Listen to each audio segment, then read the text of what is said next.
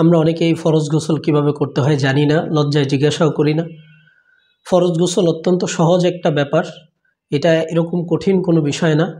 আমরা আমাদের স্বপ্নদোষ হওয়ার পরে অথবা সহবাসের মাধ্যমে গোসল ফরজ হওয়ার পরে গোসলখানায় যাওয়ার পরে সর্বপ্রথম আমরা যেই কাজটা করব, আমরা দেখব আমাদের কাপড়ের কোন জায়গায় নাপাকি আছে, শরীরের কোন জায়গায় নাপাকি লেগে আছে। যেই সমস্ত জায়গায় লেগে আছে কাপড় হোক বা শরীরে, সেটা আগে পরিষ্কার করব।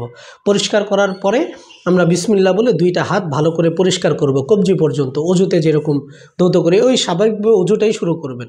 তো কবজি পর্যন্ত তিনবার করে, এরপরে কুলি করবেন 3বার, এবং এই 3বার কুলি করার সময় 3বার গড়গড় করতে হবে, গড়গড়ের সাথে কুলিটা করতে হবে।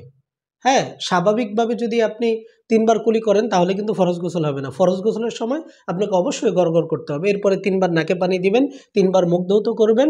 হ্যাঁ, এরপরে 3বার করে 2 হাত ধৌত করবেন।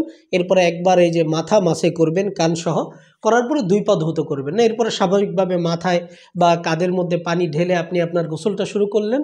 এরপরে গোসল শেষ করার পর ওই যে আপনি আপনার পাওটাকে ধৌত করেন নাই, ওই পাটাকে টাকনু পর্যন্ত আবার 3বার করে ধৌত করবেন। ধৌত করে গোসলখানা থেকে বের হয়ে যাবেন, ফরজ গোসল শেষ।